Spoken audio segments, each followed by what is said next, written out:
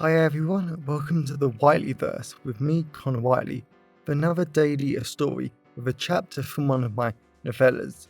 Before I start today's chapter, please remember to like, comment and subscribe to the channel so you don't miss any new content, and the engagement really helps the Whiteleyverse with the YouTube algorithm.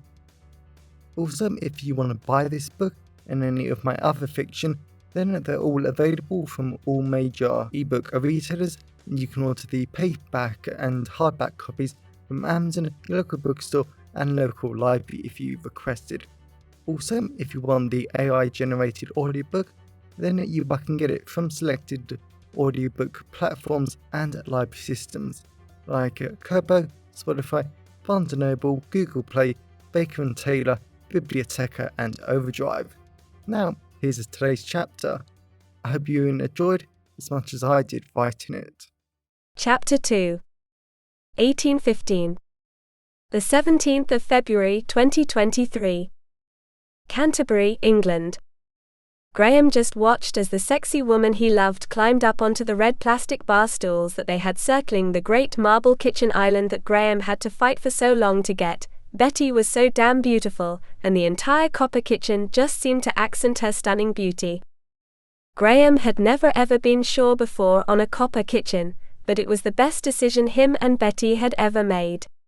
All the cabinets and cupboards were finished with a copper coating that made the light shine and dazzle and memorize in a stunning way, and with white marble worktops, the copper worked even better if such a thing was possible. Graham looked at Detective Kinsley, who had just sat back down again after making Betty a fresh mug of coffee, the only thing she had got back to after her pregnancy. He knew the detective from work, and he was a great officer, very passionate, very good and very rule-focused. He didn't actually think Detective Kinsley could break a rule, even if his life depended on it. His suit looked good, and considering that Kinsley was still very young for a detective, Graham was sort of glad that Sean and Harry were on date night. The last thing he wanted was the nephew he loved like his own twins, staring at Kinsley constantly. Graham could perfectly understand it. Kinsley was fit, clean-shaven and his suit definitely suggested that there were massive biceps, six-pack and a fit body underneath them, but still. "What's this about then?" Betty asked. Graham was really put off by the sheer silence of the house and Kinsley. The TV was off, the babies were thankfully sound asleep, and everything was silent, so this had to be important. Graham seriously didn't want to be involved in another murder just yet. The sweet aromas of coffee, ice cream and salted caramel, vegan of course, filled the air from their dessert, and Graham loved the sweet taste of the ice cream that formed on his tongue. And he actually wished he had some of it with him now. He felt like he was going to need it. At 7 o'clock this morning a walker found the body of a dying man, and his dying words were just "Ask Betty English," Detective Kinsley said. Graham just looked at Betty. He was fairly sure his girlfriend hadn't killed or attacked anyone. "I don't know who you're talking about. I'm not aware of any plot, threats or attacks against me, my people or anyone else," Betty said, wrapping her hands around her mug. Graham was so relieved to hear that. As much as he loved Betty being the president of the British Private Eye Federation, he did hate the amount of death threats she got. Thankfully, they were just nutters that wanted to spread hate. Kinsley nodded. "Then I'm sorry to tell you that victim was called Frank Lee. Do you know him?" Graham had no idea who the man was, so he just looked at Betty. Betty nodded. "He was an old school friend of mine. We weren't best friends or anything, but from year 7 to the end of 6th form, we were always sitting next to each other in class. He was a great guy." "What happened?" Kinsley looked at Graham, so he gestured the detective to continue. Kinsley passed them both crime scene photos and Graham was surprised. It was definitely an isolated trail surrounding Canterbury. The wound was deep across his face, clearly made by a knife or something sharp, and he had been pushed into the bushes.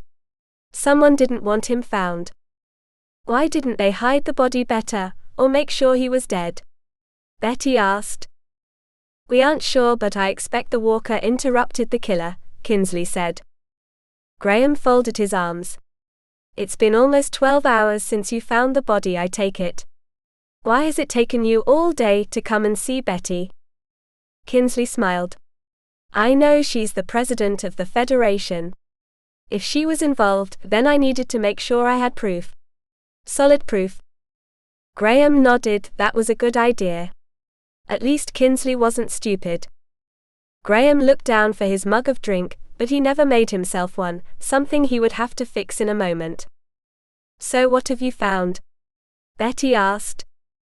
Kinsley bit his lip. What exactly was your friend involved in? Betty shrugged. I don't know. We tried to keep in contact during university, but he stopped returning my calls and texts. I haven't thought about the man for years.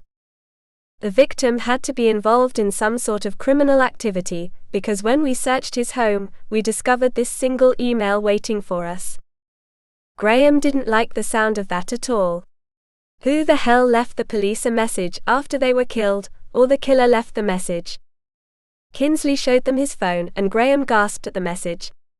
It read, just ask Betty English before the attack tomorrow at 6 a.m. Graham just shook his head. It was clear that they wanted the police or someone to suspect Betty, but what the hell did Betty have to do with all of this? What attack? Betty asked. And just for your information, I know nothing about this. Kinsley nodded. That is our working theory too. As soon as you left school, we cannot find any connection or contact between you two. We also have no idea what the attack could be. Graham rolled his eyes. That was great. Graham was just about to pop off his bar stool to make himself a cup of coffee when the lights went off. That was a little weird, but as Graham turned around to see where Betty was and if she was okay, he realized that he couldn't see the street lights, high street lights or the cathedral lights in Canterbury. The entire area had fallen into darkness. They were in a blackout with a murder to solve, 2 sleeping babies who hated the dark upstairs and a killer planning an attack of some sort. A blackout certainly wasn't going to help. Welcome back everyone, it's me again, Connor Whiteley. So I really hope that you enjoyed today's story, because I flat out love writing, creating stories and sharing them with you. If you really enjoyed today's story, then please remember to like, comment and subscribe to the channel so you don't miss any new content, and the internet engagement really helps the Whiteleyverse with the YouTube algorithms. And if you want to buy this short story or any of my other fiction, then they're available from all major ebook retailers and you can get them from your local library if you requested, and you can order the paperback copies from Amazon, your local bookstore or local library if you request it. Lastly, if you want to support the channel on a one-off basis, then you can now buy me a coffee at buymeacoffee.com/Connor Whiteley.